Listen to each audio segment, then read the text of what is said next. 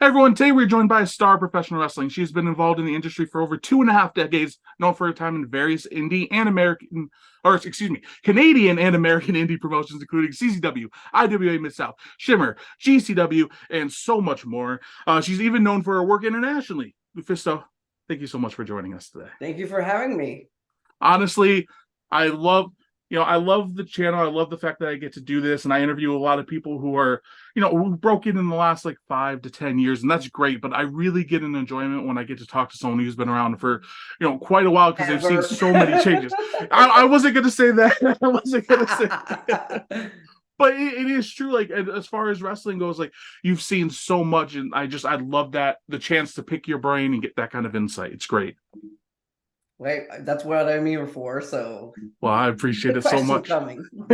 Before we even get to do that, I do like to hit the plugs early on and at the end, just so people can check you out, show some support. Where can people find you? Well, the best way is to go on LuFisto.com, my official website, and you got all the links there to get to my my Instagram, my Twitter, X, whatever you want to call it now. Wounded Out LuFisto on Instagram, LuFisto on Twitter. What else? That's like the two I'm on and my website pretty much. So yeah, I'm not really good with social media. I got a YouTube.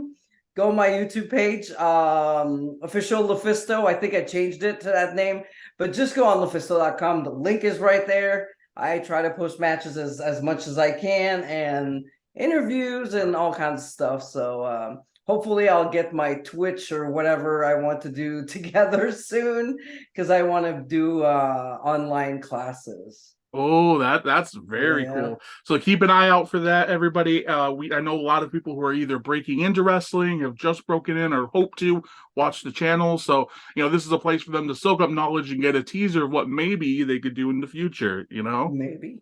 So we will have links to all of her socials, her site and everything in the description of every video. So guys, make sure to show some support when talent and the stars of wrestling are nice enough to come onto the show and share their time. Make sure to show some support back.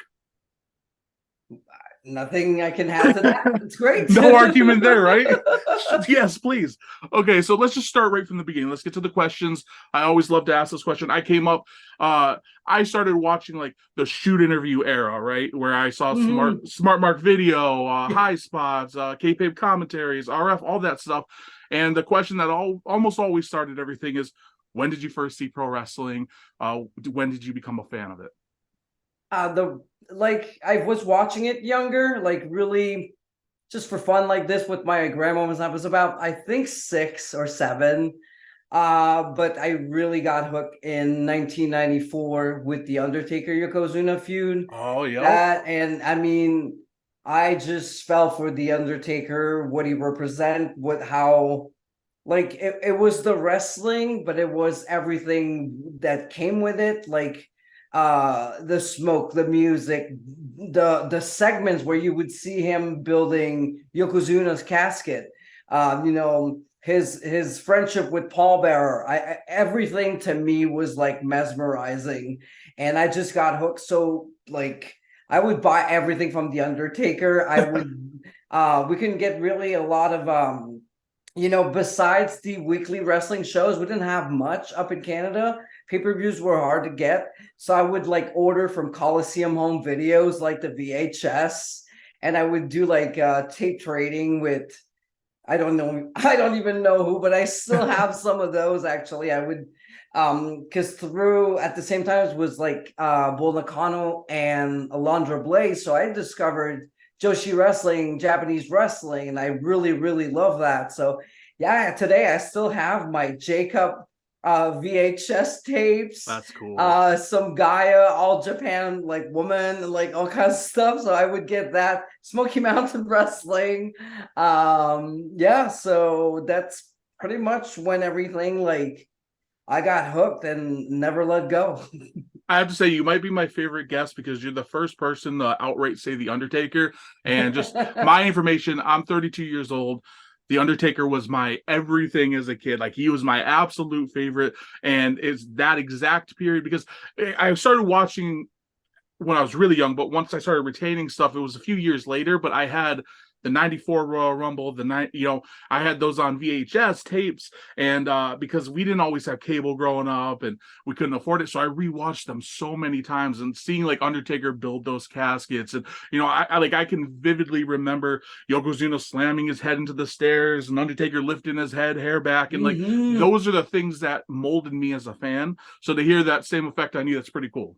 Yeah, I think exactly the same. And I would actually go to video stores. We don't have that anymore. And just rent like tapes. Yep. And would go to my grandma's on the weekend and like copy them. And I would copy my favorite matches and I would get those best of together. Like I had so many of the Undertaker. Like I even found like some mean Mark Callis stuff from WCW. And you know what? I probably still have those somewhere in a box. I don't think I threw them away. Like I should put them something like somewhere like on YouTube or whatever, because I have like I remember also I would keep everybody's vignettes. So I think I still have like Steven Regal's He's a Man's Man. Like that's vignette. amazing. I love the vignettes like Razor Ramon's. Okay, like I love those, like Duke Drozy. Yep. Someday you have to do like a vlog or something going through your old merchandise and just showing it off, what you have and the tapes and stuff, because I bet a lot of people would be interested just seeing what you have, Oh, I'm sure like a lot of people have been asking it to do like I had a Patreon before, but I don't think I knew exactly what I wanted to offer, but now I've been thinking about more like watching old tapes now that I'm a wrestler, how I see it differently, and commenting about that, and go back to like old stuff that I do have here and actually show it and commenting. And I think that's so much more interesting because yes, I'm a wrestler, but I'm also a fan. But the fact that I'm a wrestler, I see things differently now. And when I watch old matches that I used to love, I either love them more for a complete different reason now, or I'm like, well, that wasn't really that good, right? And then you start thinking like, why did I like it so much? You know what I mean? It's fun to think about. Yeah, it's fun to think about why when I was like 14 was this match something so good, and now after 26 years doing like being a professional wrestler, why is it different now, and why don't I like it as much, or maybe why do I like it more? And now I probably now understand why I would like it so much, because I can see the work behind it and why they put that move there and why did they do such and such things. I see like the work behind the match, the psychology behind it, which back then I didn't understand or know. And you have the luxury in a lot of cases of having met a lot of these people and shared locker rooms and conversations with them. So that probably just gets even deeper into everything. Like it's a really cool trip down memory lane, I bet. It is actually one of the coolest moments I had is when I went to Germany. I was with Tatanka. Oh, that's cool. And I remember back then there was the feud with him and Lex Luger, and who's going to be with the $1 Million Man, and they were accusing each other and stuff. And that particular night we went to the restaurant and he started talking about, that particular feud and the behind the scenes and what happened and how did it work. And I was like, it was like opening a new world to me, because I've watched this feud as a young fan trying to understand what was up. And now I had one of the guys involved in this explaining to me how it was working the program and what was hard to work with, or what was really easy, what was fun, what was not, like all like details I couldn't see as a fan. And now, I have the guy that was in this feud in front of me telling me how it went. And I was like, wow. I was like, so like a kid again, I bet you're mesmerized. Yeah, like a kid, because it was going back to memory lane, but understanding the explanation behind it now. So yeah, that was a very cool moment. That's awesome. Now you mentioned the Undertaker being your favorite, but I love learning about other favorites. Like, who were some of the other ones who either inspired you or that you were just such a big fan of watching when you were younger? Definitely Owen Hart. Oh, great. I've always thought that Owen Hart was technically sound, but also one of the greatest heels. Oh, Like, amazing. I love being a heel, and a lot of things I do, I think, is inspired by Owen, whether I want it or not. I think I do it automatically, like the way he looks at people, or just the little things he does between moves. And sometimes I'll watch my matches and I'm like, yeah, that's kind of Owen-ish. You just picked it up naturally, right? It's like osmosis. It's yeah, man, so good. And the way him, like, one of my favorite matches of all time is him versus Brett at WrestleMania 10. It's Yeah, one of the greatest openers to me for a show. amazing. So good. I like when I feel wrestling isn't good anymore, or I don't, whatever, I go back to this match and I remember why I love it so much. I love that, and that's definitely a theme that we'll probably touch on later. Is there's I've talked to a lot of people, and it varies. It's inevitable that your love for wrestling is going to change when you're in it. When it Mm-hmm. becomes, when it could be your livelihood, when it becomes your day to day, when it becomes your week to week. Like it's going to change no matter what when it becomes that important and when there's ups and downs. But it's good that you're able to look back and remind yourself of that, because some people can't, unfortunately. Some people, they get so bitter that it's hard for them to ever Mm-hmm. find that love again. So it's cool that you can. That's why, like, when it's always like, because when you get into this business like for so long, the first thing people are going to say, if you don't like something, or you said, this is not good or whatever, they say, you're bitter. I'm like, absolutely not. Like, you really don't know me to say that. Because yeah, I love wrestling so much, I still watch it. I'll watch like today's wrestling, I'll go back to watch some older stuff. I remember I've watched everything from the Von Erichs for a while. Like, I was watching all their old shows from the Sportatorium, and all that stuff. Like, I love going back and watching, like, even like old Memphis tapes.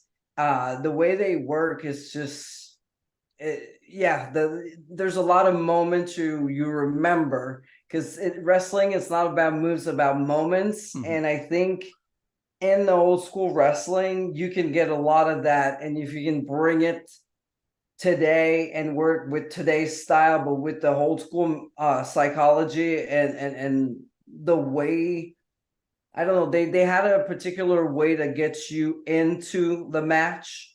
And I really, really love that. So yeah, I always study wrestling from the past, from today. And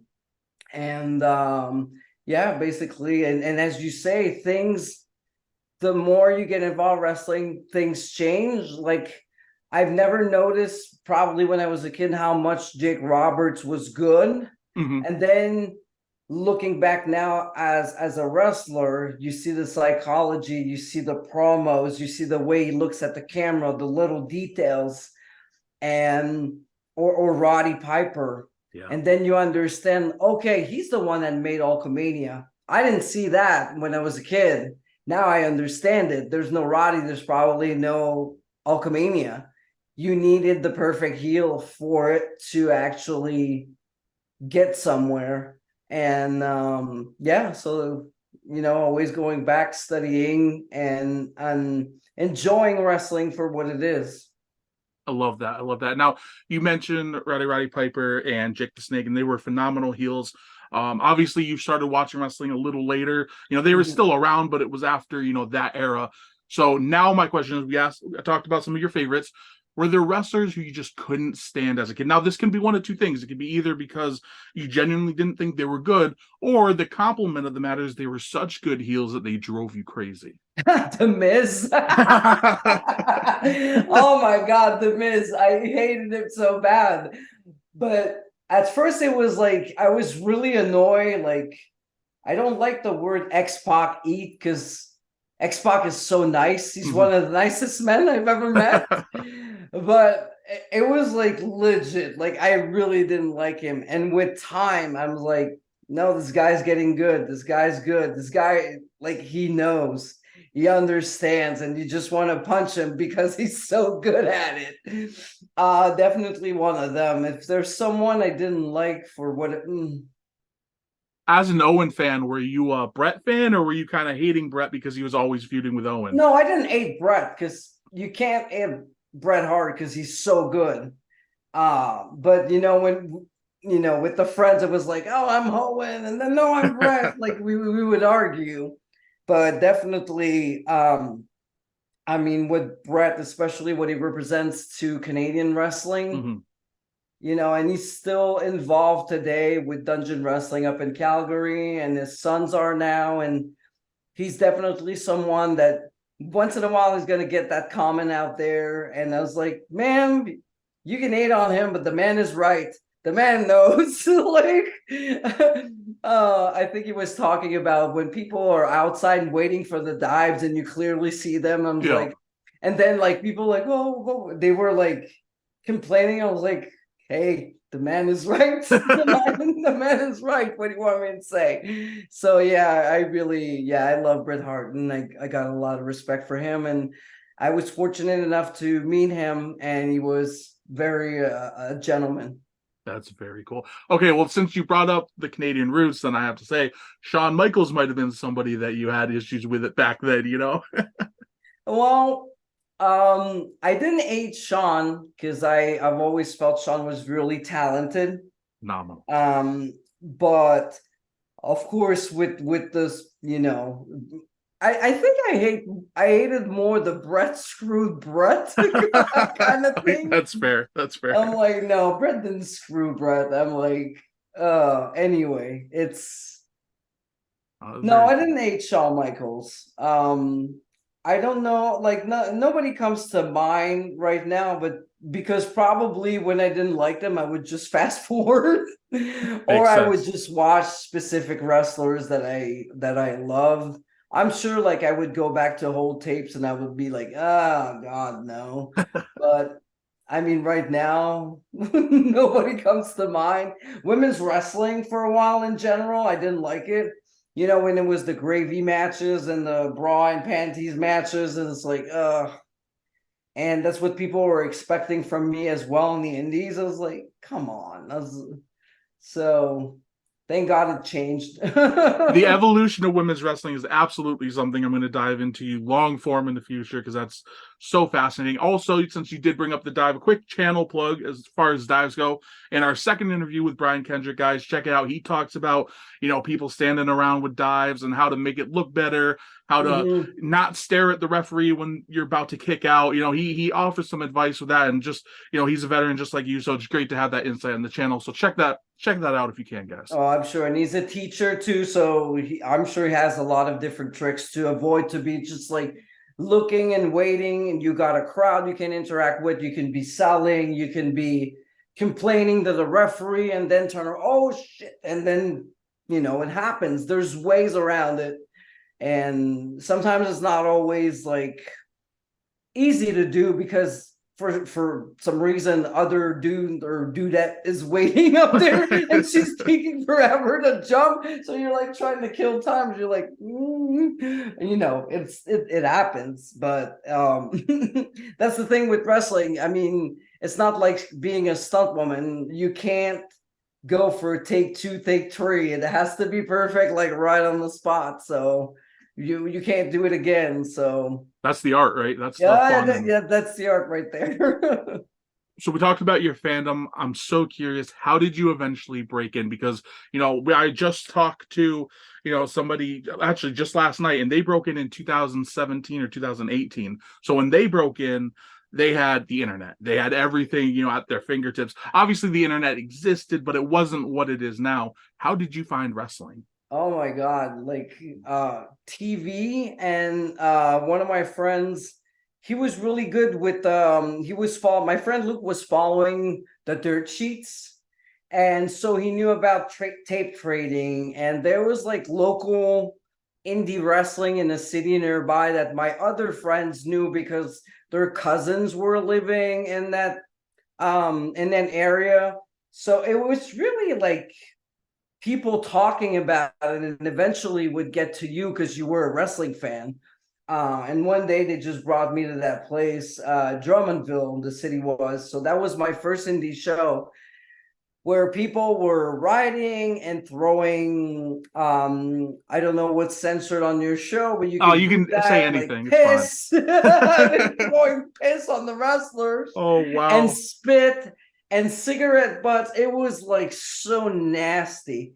And we loved a team that was called the Prisoners, and they were heels, but everybody wanted to fight us. Like, here's me, like, what, 15, 16 years old? What the hell? Like, we were there with our signs because my friend Just Lane, he was such a great artist, so he would draw the wrestlers. Actually, if you watch Survivor Series 97, when Bret Hart, gets Mhm. screwed, there's a sign out there it's DX with a Canadian Leafs on their crotch. That was my friend who made that sign. I was like Wow. right Okay. next to him. Yeah, they make like there's a big camera shot on that sign. So That's that's the awesome. kind of signs we would go around at shows with. Um, so yeah, basic and through knowing this particular like indie wrestling promotions, again, my friend Luke heard that they were opening up a school in my hometown of Sorrel with local wrestlers, and everybody was subscribing. So I was like, oh, I'll go too. And oh, you sure want to go? I'm sure there's no other girls. And of course, I went there, and there was nobody else but me. Even the teacher Pierre was like, it's really tough. Like it's tough, like physically, but mentally, it's terrible. And for a girl, it's even worse. It's like I'll be fine. Looking back, it's like I had no clue. I had no clue how hard it would be. But yeah, that's how it started. Though, school opening up and me wanting to prove everybody wrong. My stepfather, everybody that it's not because I'm a woman that I'm small and out of shape or whatever that I can't do it. So I subscribe. So there was a lot of doubt by some people. Oh, everybody.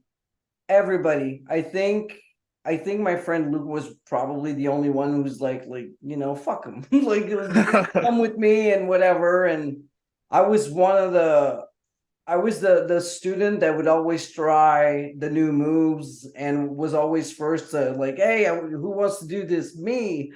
And like I really wanted to show I could do it, and it was very challenging for me, and it felt really rewarding as well. I didn't have a good relationship with my stepfather at home. It was real bad, but every time I went to the wrestling class and I would pick up stuff like real quickly. Like even the teachers were like, how the hell? Like, I think my first bump was not perfect, but it was pretty good for a first bump. It Oh was wow. it was in me for some reason.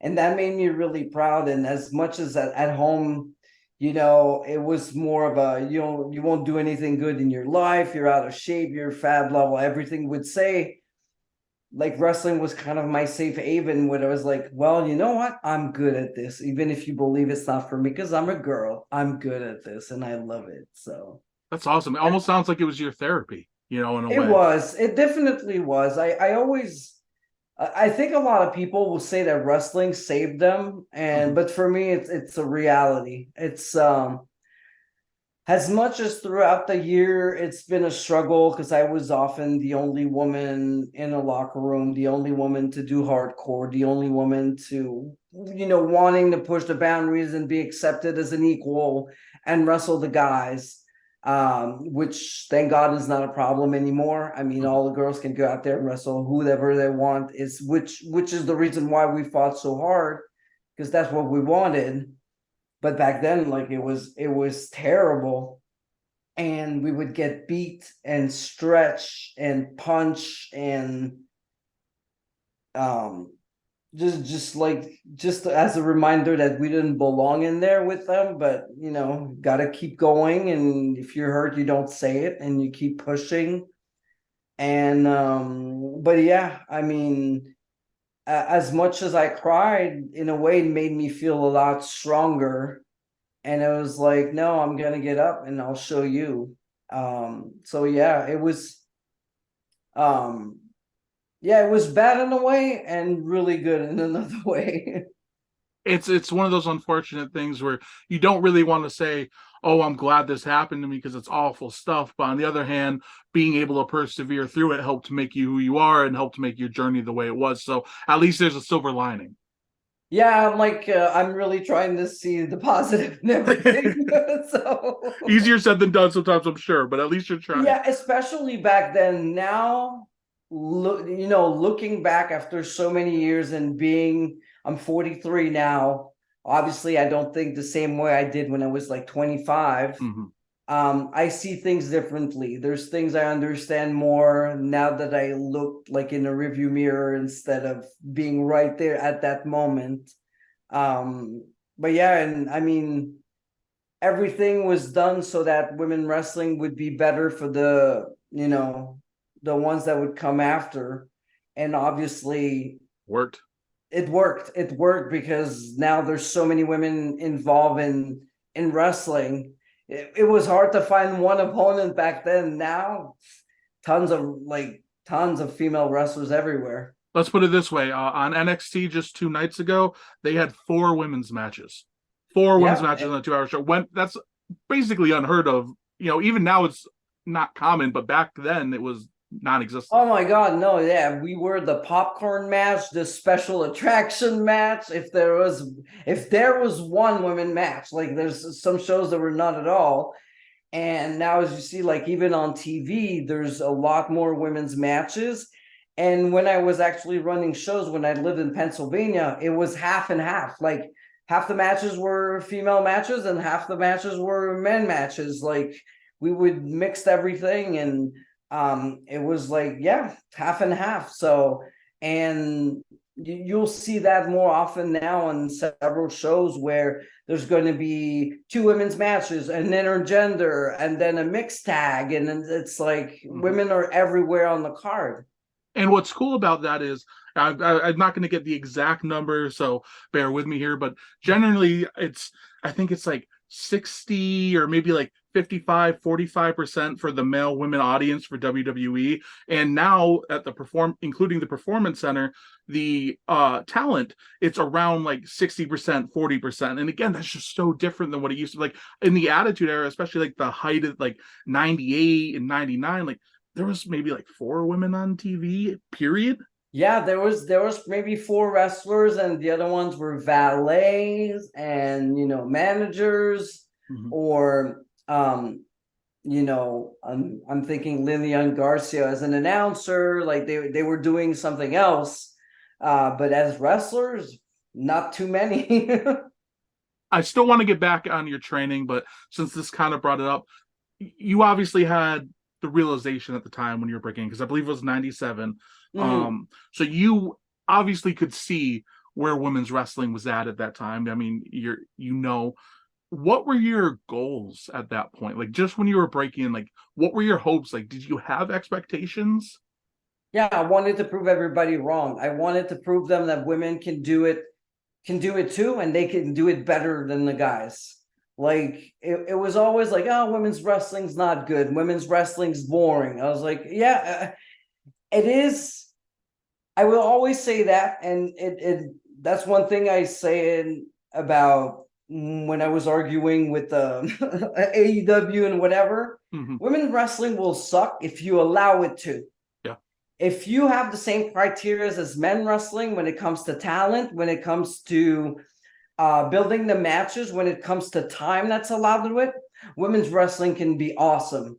But Mm-hmm. if you give them 2 minutes with people who are not trained or people who are not in the right places because of who they are and not what they can bring, it's gonna suck. Yeah. And the same thing's gonna happen with the guys. It's not even a gender thing. Yeah. But I feel it happens a lot more with women's wrestling, where my God, it's 2 minute matches. I'm like, cool. There's a women's matches, but how much story? How many emotions can you like share, or within 2 minutes when your entrance is like more than 30 seconds? Yeah. The entrances sometimes are longer than the match itself. It's So wild.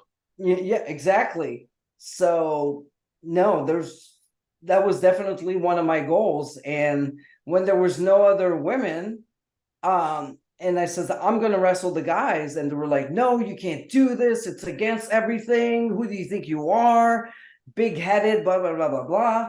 And I'm like, I just want to be a wrestler. And they try to have me being a manager, whatever. It's like, I'll be a manager, fine, but I'll be the manager of, let's say, my partner, and some shows I'll be in his corner, but other shows I'm going to be wrestling, or I can do both, doesn't matter. But in the end, I need to wrestle. And it took a while for people to understand and actually get it. And that was always one of my goals, to be seen as an equal. And I didn't want people to say like, oh, she's a great female wrestler. I just wanted them to say, wow, what a great wrestler. And that whoever I'm fighting, whether it's a man, a woman, a bear, whatever, Yeah. that I can still like give you good matches. And to back up your point again, like my job is, a lot of what I have to do is I have to pay attention to the business metrics of wrestling, and tell Becky Lynch and Rhea Ripley women don't draw when they're bringing in some of the highest numbers in all of any company in any period. They're drawing Definitely. huge. Just look at Becky recently. She went to NXT. What happened? Numbers went up. Yeah. So technically, this week's NXT, this is gonna date the show, but this week's NXT drew more than Dynamite, and that's no shade against Dynamite, of course, but it just shows the power of Becky and Rhea. Both of them were on the show right there. exactly. And I mean, when you look at a woman like Rhea Ripley, she looks like a wrestler. She's fighting like, it doesn't matter like whatever gender. She looks like she's someone who could like beat your ass. Yeah. And that's the way I love women wrestlers to look like. Mm-hmm. She looks like an athlete, she hits like a fighter. So that's why I really, really love her. And I know that I really loved their match with Charlotte at WrestleMania. So physical. And I love Bianca Belair for the same reason. She's athletic, she's impressive, she's strong. We are so, when looking at those women, we're so far away from the model cookie sheet like women wrestlers. And I mean, you need some of them. It's not any shade against them, but you need those who make the division look impressive, scary, challenging. So yeah, that's why like they definitely stand out, and they're better than many of the guys on TV. Absolutely. Back to your training, let's dial it back just a little bit. Could you talk about who you were training with, who you were training under, and just what the training was like day to day? I first started to train with like 4 local wrestlers, Pierre Marchessault, Eric LaRoche, Patrick Lewis, and Yves Miette. And we really started like, he's really, Pierre was in charge of everything, and we really started with what was the basics of wrestling: the arm bars, the bumps, the headlocks, takedown, and then the rolls also, so we would be able to move forward to the arm drags, the hip tosses, like the Apologies back for drops. interrupting. I apologize. Just real quick, was it in a ring or were you on mats outside? Because I know It was in a ring, but it was a boxing ring. Oh, stiff. It was a boxing ring. It was terrible. Oh yeah, but you know what? It's the only ring I knew at this point, so I thought that it would be this way. And so when I first like landed in a real ring, I'm like, oh, that's much. But we would also train outside on the floor, stretching, running, sit-ups, push-ups, all these wonderful things. And it was really basic, but I think it gave me like a good basics. After that, and I moved to Montreal because for college, where I was studying photography. And the school in Sorel didn't last too long.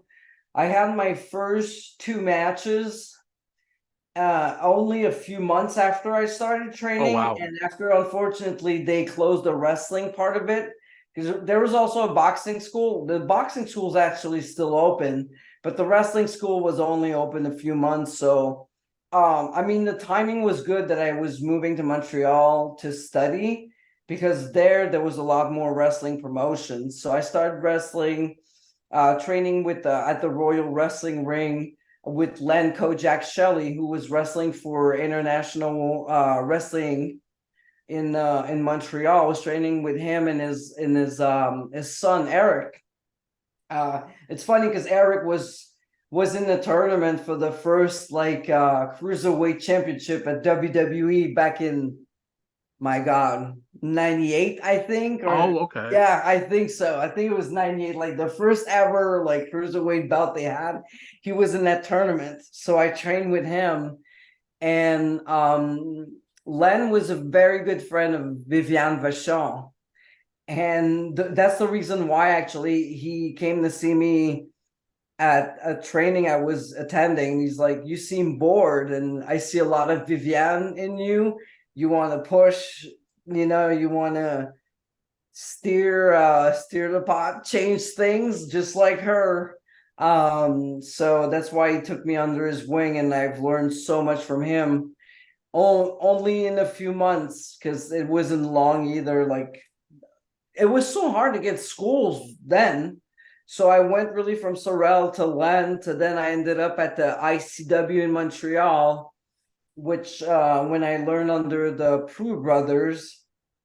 And what really I think ended up being my last training, besides like seminars or doing trainings here and there, because it was a lot back then of learning by yourself. Old school wrestlers would take you under their wing, show you, and then they would just throw you in the lion's den, and then like, "Hey kid, gotta learn." And then you would learn at every batch, which is one thing that changed today with the quality of wrestling schools we have everywhere. But basically that was my training. It was learning things here and there, learning a few things by myself, making mistakes, doing it again, and trials and errors, a lot of it. Do you think, because there's a positive and negative to everything, especially this, the fact that people didn't have cell phones to record every match you had back then, do you think that was beneficial in the sense that you could make more mistakes? Or do you think the fact that people can be easily seen at any time now, like, I guess it could be both, right? It could be both a detriment and a Yeah, positive. I feel it's a double-edged sword, because when when you have to kind of figure things out yourself, when you get it, you actually understand better, I think. But then today, like, if you have a good teacher who explains you how things should be, the working etiquette, which I knew nothing about because nobody, showed me that you should shake everybody's hands or whatever the etiquette was. Um, and like, I probably got heat. There's a lot of things that I got heat for, because not because I was an asshole, I just didn't know better. Yeah. Now today it's like, here's how you should act in a locker room, here's how you should act with a veteran, here's how. These are things I had to learn on my own. And even the psychology of the match, like, my wrestling classes were not long enough for me to get into that. And now when you go to wrestling school, I go sometimes to the IWS wrestling school, who's Shane Hawk, which is one of my students Oh that wow. I trained him a little bit when he started. Now he trains people, and he trained a lot at whoever was training at IWS before. The way he teaches, like, as soon as they get in and they get into matches, he teaches psychology and why you should put this there and why this should be put somewhere else in the match. And I wish I had that, because I feel it took me so much longer to figure it out than the young kids today, where they get everything, even the promos, like, they get all the good information, like, right from the start. Where, as for me, I really had to figure it out. And I feel I lost a lot of time. Hmm. Now people like sometimes within 2 years, they're ready for, the big time or whatever. And back then it was more, you fight your way up, you show that you're tough, you don't complain, it was, it's another generation, another way to do things. And um it's very different. I don't know if it's good or bad. Sometimes I feel today it's too much too soon Hmm. for a lot of people. They don't get to appreciate what's really happening to them. That's probably why when I see someone who's been on the indies for years and they finally get a shot, I'm like, finally, good for them. Because man, I've seen them like sleep in their car and eat peanut butter Yeah. like sandwiches, and now they go out of the school. Sometimes they're not even out and they get picked up by the performance center, which is an amazing place you want to go to train.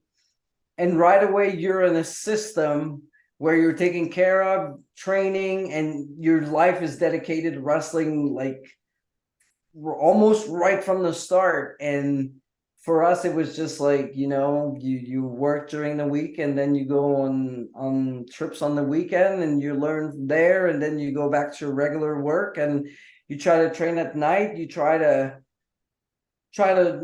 mix everything together. And now there's so many indies right now, with the internet being so much more than what it used to be. Like my first matches, I was going to my shows with a little camera, and I would ask someone, can you please film my match? And then I would have to find a way to kind of put it on a computer, so I would keep the files but on the mini DVs. Like, and now it's just like people right away, they're 18 years old, whatever, they're on Fight TV, they're on Yeah. independent wrestling television, whatever, which is awesome. But it's, my God, it's, to me, it's black and white from what it was and what it is today. It's definitely an entirely different world. For Yeah. you, did you, even putting aside like all that past, as the technology advanced and everything, have you been able to find yourself taking advantage of it? Is that something that came natural to you, or was it something that you kind of were a little hesitant of just because you didn't necessarily know it?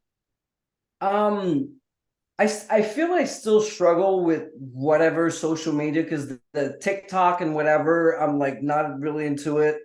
I think at first I was like really trying to get into it. I've always been an open book. I would, write what I was thinking, what I was feeling, whatever. And then with the years I started to be more private, and kind of, not that I despise social media. We really need it, to promote the shows and everything. But I feel a lot of people get their popularity from what they do online and not necessarily in the ring. Hmm. And I feel some of the quality of wrestling kind of went away with that, because um I feel that people now, when they watch a show, there's things that they won't, how can I phrase that right?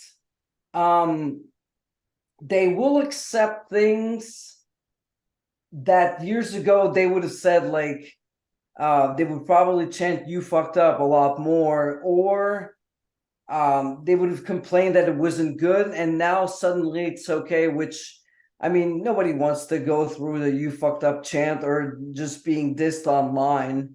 Um, it's really hard for me to explain, but um, that's definitely one thing I've noticed, where if the person is cool online, the crowd will accept a lot more. They will be a lot more lenient into accepting things that are not Gotcha. good. Yeah. I'm If that forgiving. makes sense. Yeah, they're more forget, especially like Yeah. in 2023. If and I don't want to throw any shade on anybody, but if you're a quote unquote meme wrestler where you do something that takes off because it's viral and it's funny, you're going to get a lot of fans, even if it's not necessarily good or even good for wrestling. People are going to like you because, hey, that's funny, or that was quite the moment, and then they'll inherently forgive more of what you do as opposed to maybe somebody else who didn't have that viral moment. Yeah, or they'll put people like they're gonna get a shot to someone who was exactly like you said, who went viral with a stupid thing because like he was popular online. When you got another wrestler that's so much better and has a greater physique or more experience or whatever, and they're not gonna use it because the other guy was viral, and they're gonna use this person before, which I think sometimes hurts the quality of the show. But then again, I mean, um, I always say it's the promoter's money; they can do what they want. And it's one of those things that's tough because on one hand, if you can capitalize on it, that can be a lot of attention. But a lot of times those things are one-offs, and just because they had one popular moment, you're not going to get a return on that investment. And if you invest in somebody who's good, somebody who's got experience, or somebody who has like a young kid who has tons of potential, then you can work a long program with this person and go on and actually, yes, invest in that person that can become like a stable of your promotion, because you put the time in, because this person you could actually work with, and it was just not a one-off, or something that was popular at that moment and a year later is not anymore. But it is what it is. That's social media. It comes with it, I guess. No, you're definitely right about that. And I want to go back a little bit again. You talked about your first matches. Now, in my notes, I had what I could find was your earliest match, but they're rarely right, especially for the 90s, because like they don't have everything documented back then. So the earliest No, match the only way for you to know my matches is to go on my website. I put like every single matches I had that's there. awesome. It's all there. And again, that'll be linked in the description, guys. So go subscribe, check them out.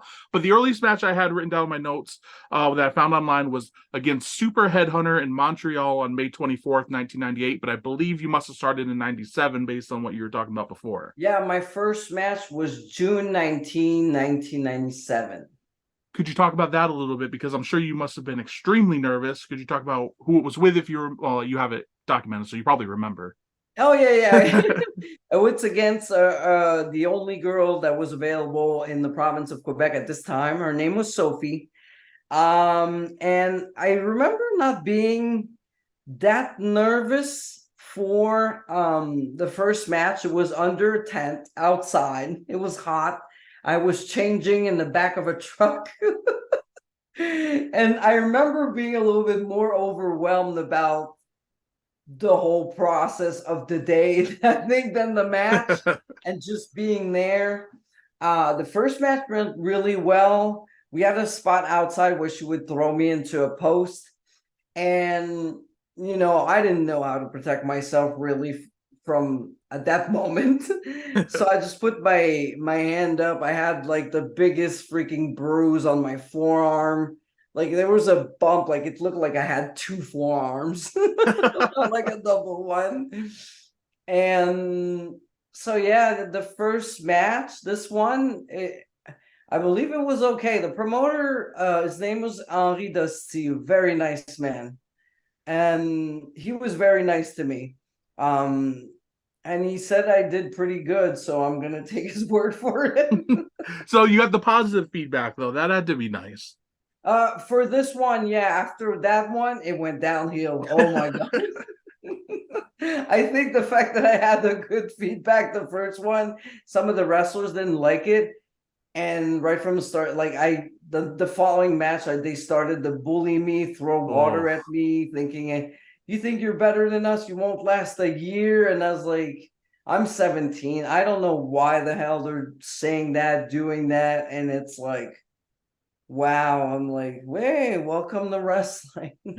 That's one of the things that would probably improve quite a bit is that kind of atmosphere, especially like you were a minor at the time. Like to give that kind of treatment to somebody who, you in the United States, you'd either just be graduating high school or you haven't even graduated high school yet. Like that's crazy. Yeah, I just like yeah, I was just done with high school in 97, like June. Well, I was so that's June 19. Like I probably had 2 weeks left of school in high school at this moment. Wow. One thing that you brought up that I do want to kind of talk about, as you can tell from this interview, like I go off on side tangents and deep dives into everything, so we don't get super far, but it's fun. It's a fun chat. You talked about how you had to change the truck, and that's something that I've always found really interesting because, of the gender difference. And you're working a lot of times small venues where there might be one room for people to change in. So you might have to go do it in the bathroom, where you might have to go into a janitor's closet. For example, even in an indie out here, when the Bella Twins left WWE the first time, like 10, 12 years ago, they had to change in like this small little room in like a town hall, and like for them, compared to big WWE locker rooms, that was shocking, right? And I'm not taking that away from them, because it is, but that's something that you probably had to deal with forever. I mean, maybe now it's still to an extent. Has that improved though for women? Well, here's one thing. One thing I did, and that's one thing I got a lot of heat for. When I was at the ICW, when I showed up there was like locker rooms. There was two locker rooms, a babyface locker room and a heel locker room. They were not together. They're not mixed. On like each room was on the opposite side of Even in the venue. 1997. Wow. Yeah, 97. And the only thing we had was a small bathroom, and I felt it's like smelled like piss. So I was like, you know what? I'm one of you guys. I'm a wrestler. Look elsewhere. I'll cover with a t-shirt and a towel, but I'm not going to change in there. Like, you have a nice spacey like locker room with chairs and tables, and I'm gonna go in the shithole? Yeah. No. So right away, like, I made it a point that I'm an equal. I will change in that locker room too. If it bothers you, turn around.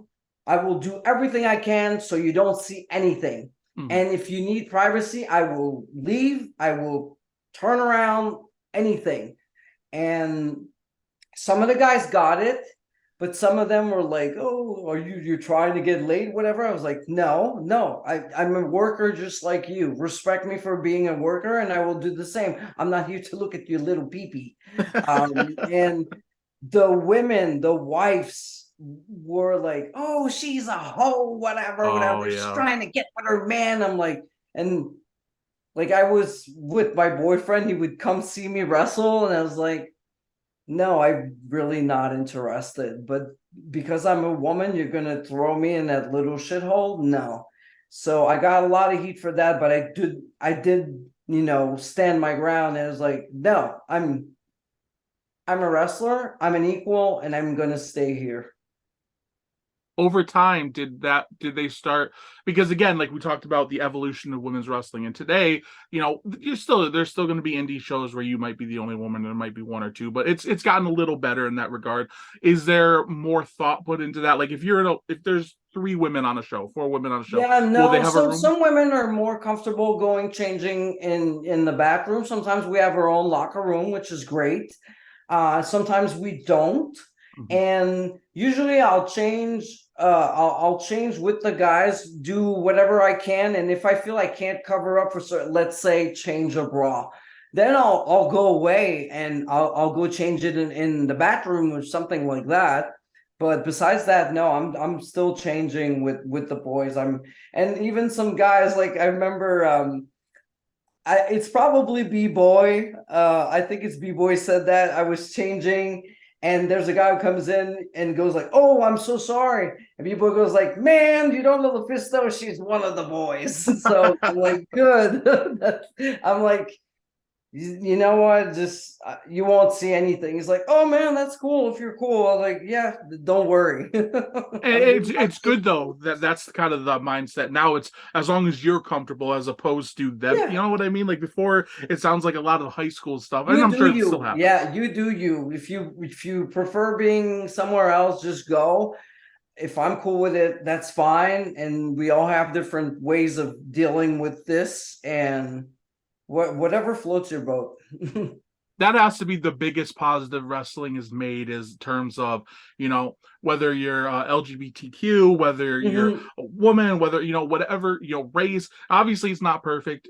There's always going to be stuff to work on, probably forever, and there's definitely stuff still to work on now, but the strides they made, especially I would say, like, since the pandemic, it feels like it's really taken steps forward. And I think maybe like the speaking out movement had a lot to do with it, and just society changing, but that I think is a huge plus.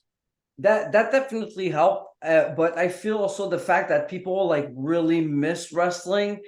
Because I mean, some places in the United States they were still doing shows, but in Canada we had no wrestling at all for over a year, and other places, on the planet as well. And shows were like very limited, and people like covering up and sitting, afar from each other. There was not like the bond that you get being like with other wrestling fans or other wrestlers, the camaraderie of being with your peers. And I feel people like really miss that. So when everything opened up again, it's like people were like, I miss this so much that I feel there's more fans going to the shows, there's more wrestlers, and as you mentioned, there's so many more. It's like everything's open to you, yeah, LGBTQ. Doesn't matter what color of skin you are, if you are male, female, non-binary, trans. I love that it's just a huge bouquet of different people all together celebrating wrestling, doing what they love together. I was just on Effie's Big Gay Brunch, and man, I just love it. So much love in that locker room. I love Pollo Del Mar. We have a freaking top freaking drag queen with us. It's like so good, so good, so nice. Loves wrestling. Definitely like a big fan of wrestling. She everything she does is thought of, and she puts so much passion and love into it. And I love Effie. I would spend days with Effie. He's so cool. um yeah, all straight gays, whatever, we were all together, and it was just a great day. And that's what wrestling should be, like, even if Yeah. you take away all of that, like, if you look at a wrestling locker room, especially, like, I'm thinking about like Chikara, right? And you would have Chikara and Ring of Honor, and they would do shows together, and you would have somebody like Shelton Benjamin in the locker room, who was like a just massive human being, a stud of a man, athlete. Hmm. And then you had like a huge like comic book fan brought to life, and like in real life, these people would never probably interact, but because of the love of wrestling, they can come together. And I think that applies to, race, gender, everything, like orientation. Like, it should be for everybody in that sense. Yeah, there's something in wrestling. There's really something for everybody, which is cool. Like, not everybody loves death matches, but if you do, there's some of those. And some people really love lucha, but if you don't, there's strong style wrestling. There's like tons and tons of style and different things in wrestling for you to enjoy. Very cool. And you've already been so good with your time. Thank you. I'm gonna ask just a few more questions, and then we'll get on out of here. Again, we've made it to like 1998, so hopefully we can chat again in the future.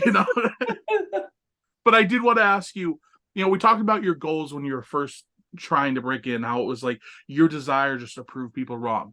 Once you started having matches, did your goals change? Like, did you look at WWF at the time, WCW, ECW even, and were you like, these are places I want to go? Or did you look at Japan because, you talked about tape trading, you talked about how it was taken more seriously.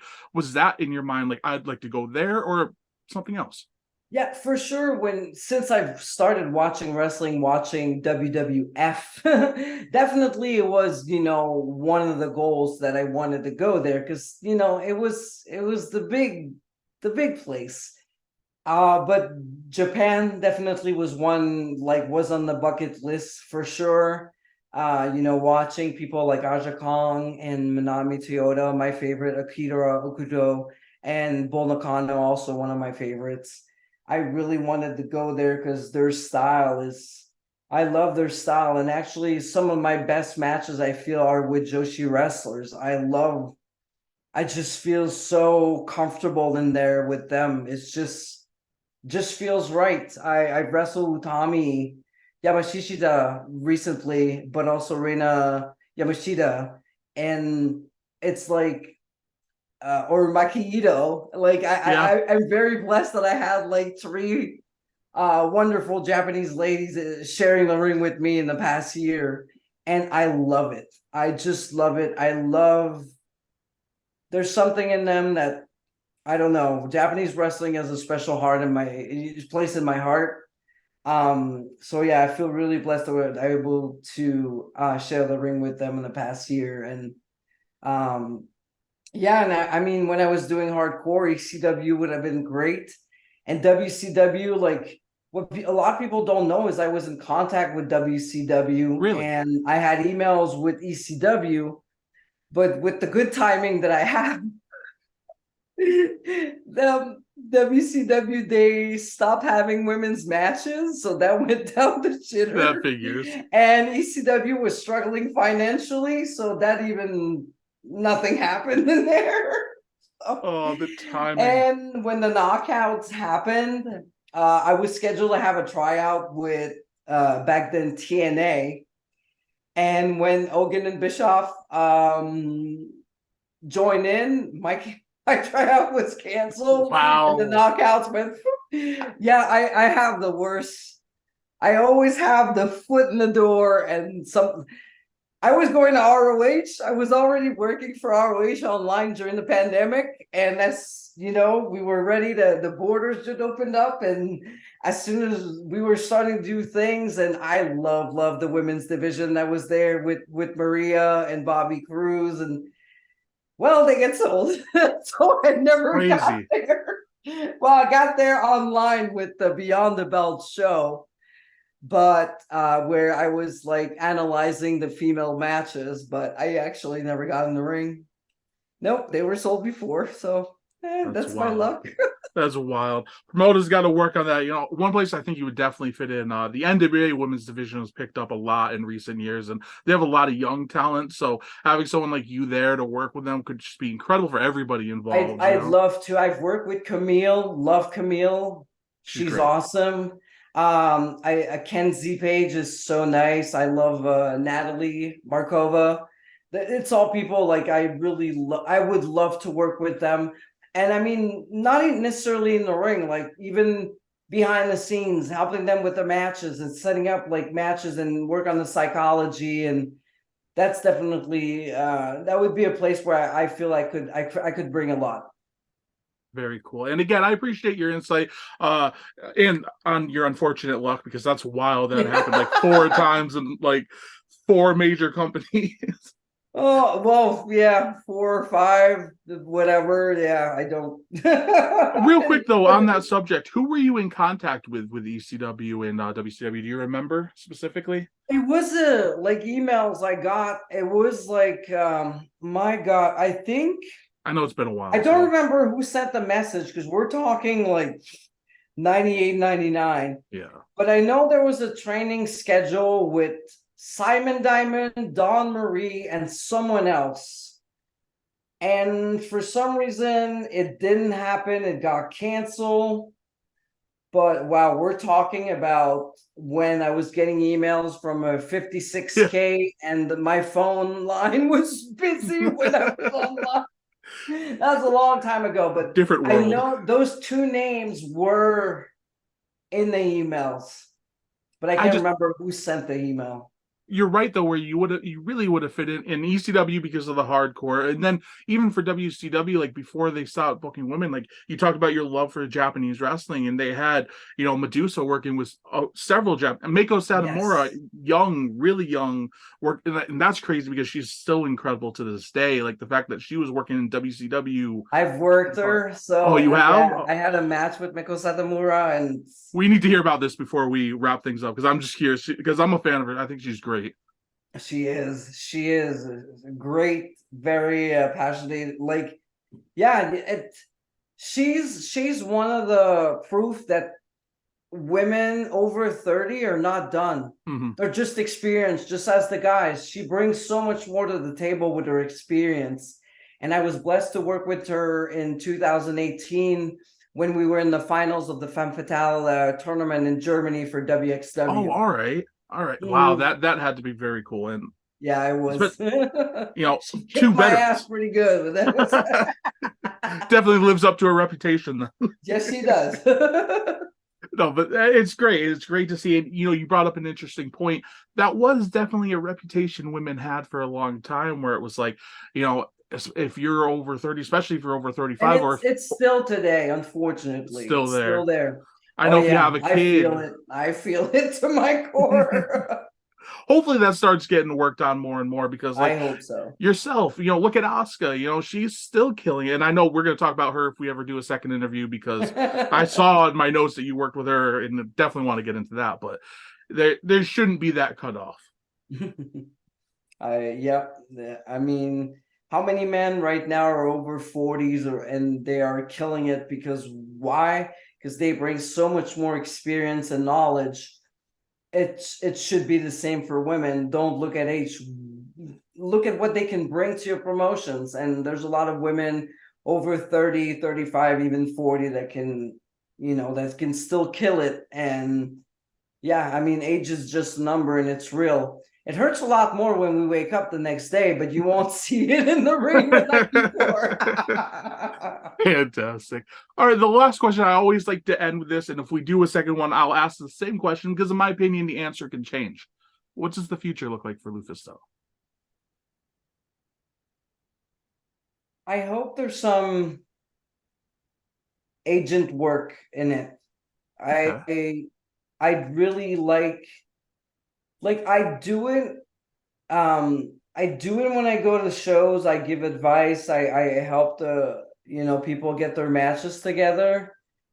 But I would really love to do it on a professional level Mm-hmm. because I think that's really one thing I'm good at.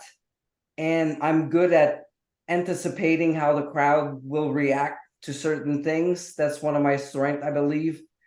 And I'm one of my strengths also is to make sure I can put forward what you're good at and hide all your weaknesses. So I think I could be really good for a women's locker room.